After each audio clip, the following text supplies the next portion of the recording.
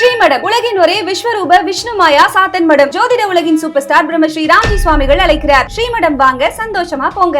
உலகெங்கும் இருக்கக்கூடிய spiritual tax நேயர்கள் அனைவருக்கும் ஆஸ்ட்ரோ பூர்ணாவின் அன்பார்ந்த வணக்கங்கள். உங்களை எல்லாரையும் இந்த நல்காலம் நிகழ்ச்சியின் மூலமாக சந்திக்கிறதுல பெருமகிழ்ச்சி அடைகிறேன். இன்னைக்கு நாம பார்க்கக்கூடிய பதிவு பிப்ரவரி மாத பலன்கள். இந்த பிப்ரவரி மாதத்துல பாத்தீங்கன்னா கோச்சார கிரகங்களின் நிலவரங்கள் அப்படின்னு எடுத்துக்கும் போது மிதுன ராசியில குரு பகவான் வக்ரத்தன்மையோட இருக்கிறார். அடுத்து சிம்ம ராசியில கேது பகவான், கும்ப ராசியில அந்த ராகு பகவான், அடுத்து மகர ராசியில பாத்தீங்கன்னா 4 கிரகங்கள் சூரியன், புதன், சுக்கிரன், செவ்வாய் என்ற மாதிரியான 4 கிரகங்கள். இதுல செவ்வாய் மட்டும் உச்சம் பெற்று இருக்கிறார். அடுத்து மீன ராசியில சனி பகவான் இயல்பு தன்மையோட இருக்கிறார். இந்த மாதத்துல இருக்கக்கூடிய மாத கிரகங்களாகப்பட்ட அந்த சுக்கிரன் ஆகப்பட்டவர் 4ஆம் தேதி, அதாவது பிப்ரவரி மாதம் 4ஆம் தேதி புதனாகப்பட்டவர் பெயர்ச்சி ஆகிறார். சுக்கிரன் 6ஆம் தேதி பெயர்ச்சி ஆகிறார்.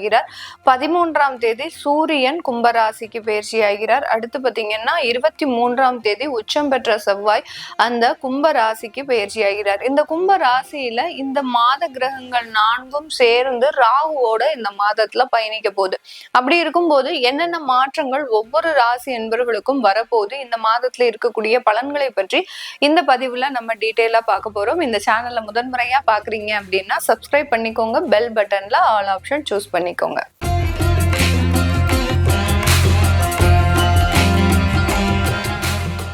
மிதுன ராசி என்பர்கள் உபய ராசியான காலபுருஷனுக்கு 3ஆம் இடமான அந்த உபஜய ஸ்தானத்தில் இருக்கக்கூடிய ராசி என்பர்கள் இந்த மிதுன ராசி. இந்த மிதுன ராசிக்கு அதிபதி புதன். நிறைய ஒரு நாலேஜ் இருக்கும், ஆனா அந்த நாலேஜ் உங்களுடைய சொந்த ஊர்ல எப்போதுமே அங்கீகரிக்கப்படாத ஒரு ராசி என்பர்கள் அப்படின்னு கேட்டீங்கன்னா இந்த மிதுன ராசி என்பர்கள் தான். நிறைய ஒரு இடத்துல எங்களுக்கு நிறைய ஒரு மதிப்பு மரியாதை கிடைக்கணும் அப்படின்னு எதிர்பார்க்கக்கூடிய இந்த மிதுன ராசி என்பர்கள் உங்களுடைய சொந்த இடத்துல இருந்து நீங்க வேறொரு இடத்திற்கு போனீங்க அப்படின்னா கண்டிப்பா அதுல நிறைய ஒரு மாற்றங்கள் கிடைக்கக்கூடிய ஒரு ராசி என்பர்களாக தான் இருப்பீங்க. உபய ராசி அப்படின்னு பாத்தீங்கன்னாலே உபய ராசியில இருக்கக்கூடியவர்கள் எல்லாருக்குமே பாத்தீங்கன்னா ஒரு இரட்டைத்தன்மை அப்படின்றது இருக்கும். அதாவது ஒரு முடிவு எடுக்கிறதுக்குள்ள தன்னுடைய எண்ணங்கள்ல நிறைய ஒரு வேரியேஷன்ஸ் அப்படின்றது இருக்கும் இந்த உபய ராசி என்பர்களுக்கு. அந்த உபய ராசி இருக்கிறதுனால இந்த மிதுன ராசி என்பர்கள் எப்போதுமே பாத்தீங்கன்னா ஏதோ ஒரு சில விஷயங்கள்ல முடிவெடுக்கணும் அப்படின்னு போகும்போது அந்த முடிவுல சின்னதா ஒரு பேக்லாக் ஆகக்கூடிய ஒரு தருணம் அப்படின்றது இருக்கும். அந்த முடிவுகள்ல ஒரு தவறான முடிவுகள் சில இடத்துல பாத்தீங்கன்னா இவங்க சஜஷன் கேட்கும் போது அந்த சஜஷனே இவர்களுக்கு தவறாக போய் முடியும். அதனால இன்னொரு வாட்டி என்ன பண்ணுவாங்க, நம்மளே முடிவெடுத்துறணும் அப்படின்ற மாதிரியாக செல்ஃப் கான்பிடன்ஸ்ல முடிவெடுப்பாங்க. அந்த நேரமும் ஏதாவது ஒரு தவறு நடந்து போயிடும். இப்படி எந்த இடத்துல போனாலும் அந்த முடிவுகள்ல சில கான்ட்ரவர்சி இருக்கக்கூடிய ஒரு ராசி என்பர்கள் நம்ம மிதுன ராசி என்பர்கள்.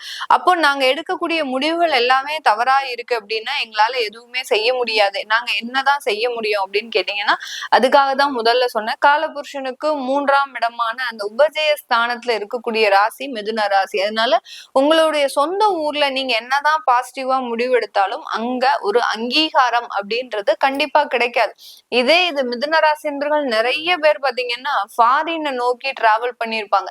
வெளிநாடுகளுக்கு போகும்போது அங்க மிதுன ராசி அன்பர்களுக்கு கிடைத்த அங்கீகாரம் மாதிரி இவர்களினுடைய சொந்த நாட்டுல இவர்களுக்கு கிடைக்கவே கிடைக்காது. அந்த அளவுக்கு வெளியூர் வெளிநாட்டுல இந்த ராசி என்பர்கள் மிகவும் ஒரு பிரபலம் வாய்ந்தவர்களாகவும் ஒரு அங்கீகரிக்கப்பட்ட நபர்களாகவும் இருக்கக்கூடிய ஒரு அமைப்பாக இவர்களுடைய வாழ்க்கையில இருக்கும். இவர்களுக்கு இப்போதைக்கு அந்த பிப்ரவரி மாதத்துல பாத்தீங்கன்னா உங்களுடைய ராசிக்கு 9ஆம் இடத்துல அந்த 5 கிரகங்களின் சேர்க்கை உங்களுடைய ராசியின் மீது குரு பகவான் வக்ரத்தன்மையோட இருக்கிறார். ஜென்ம குரு வக்ரத்தன்மையோட இருக்கிறது ஒரு மிகப்பெரிய ஒரு பாசிட்டிவான ஒரு விஷயம் தான். ஏன்னா ஜென்ம குரு உங்களுக்கு நேர்மறையாக இருக்கும்போது ரொம்ப உங்களை நீங்களே ஒரு நேர்மைப்படுத்தி கொள்ளக்கூடிய ஒரு தருணம். நம்ம ஏதோ தவறு செஞ்சுட்டோம், நம்மளுக்கு இந்த மாதிரியாக எல்லாம் பிரச்சனை வருது அப்படின்னு உங்களுக்குள்ளே ஒரு தாழ்வு மனப்பான்மை அப்படின்றது அதிகப்படியா இருக்கும்.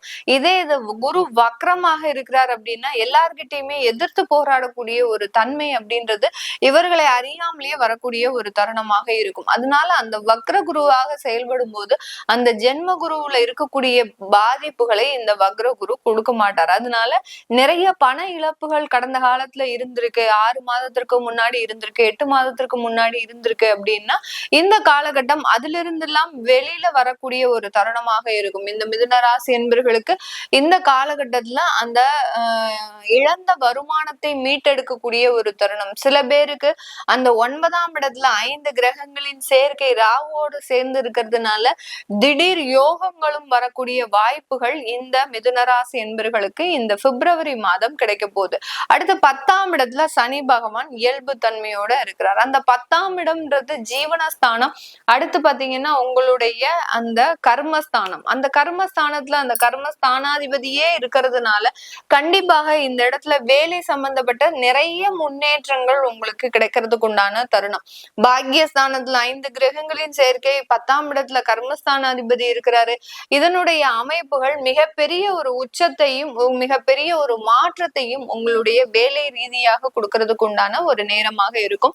தொழில் செய்யறவங்களுக்கு இந்த மிதுன ராசி என்பர்களுக்கு ஒரு கன்சல்டன்சி தொழில் செய்றீங்க, இல்ல ஏதாவது ஒரு கமிஷன் சம்பந்தப்பட்ட தொழில் செய்றீங்க அப்படின்றவங்களுக்கு இந்த காலகட்டம் வருமானம் அதிகரிக்கக்கூடிய ஒரு தருணம். அதாவது கொஞ்சம் கொஞ்சமா தான் வளர்ந்துட்டு வந்துட்டு இருக்கிறீங்க. ரொம்ப எடுத்தடுப்புலயே நிறைய ஒரு வருமானம் சம்பாதிக்கிறது, அடுத்து பாத்தீங்கன்னா ஓவர் நைட்ல நல்ல ஒரு பெரிய ஆளா ஆகிறது, அதெல்லாம் கிடையவே கிடையாது. இந்த மிதுன ராசி என்பவர்களுக்கு நிறைய போராட்டம், நிறைய ஒரு பிரச்சனைகளை ஃபேஸ் பண்றது, ஒவ்வொரு இடத்துலயும் ஒரு அவமானம், அடுத்து பாத்தீங்கன்னா ஒவ்வொரு இடத்துலயும் ஒரு தேவையில்லாத குறைகளை சந்தித்து நீங்க இந்த மிதுன ராசி என்பர்கள் டிராவல் பண்ணிட்டு இருப்பாங்க. குடும்ப உறவுகள் அப்படின்னு எடுத்துக்கிட்டோம்னா குடும்ப உறவுகள்னால அதிகப்படியாக அவமானப்படுத்தப்பட்டவர்கள் இந்த மிதுன ராசி என்பர்களாக தான் இருப்பாங்க.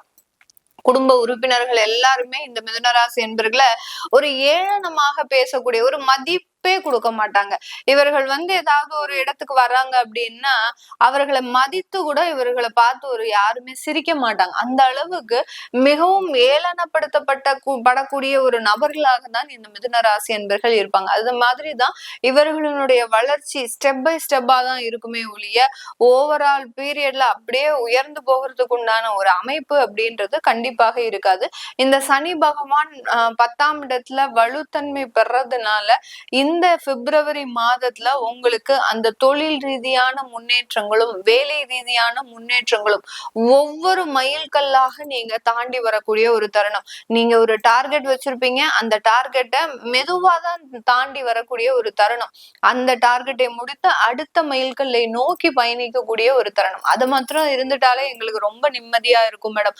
எங்களுக்கு கடன் சம்பந்தப்பட்ட சில பிரச்சனைகள்னால ரொம்ப அவதிப்பட்டு இருக்கிறோம் அப்படின்றவங்களுக்கு இந்த மாதத்துல உங்களுக்கு கடனுக்குண்டான சில நிவர்த்தியை நோக்கி பயணிக்கக்கூடிய ஒரு நேரமாக தான் இந்த மிதுன ராசி என்பர்களுக்கு இருக்கும்.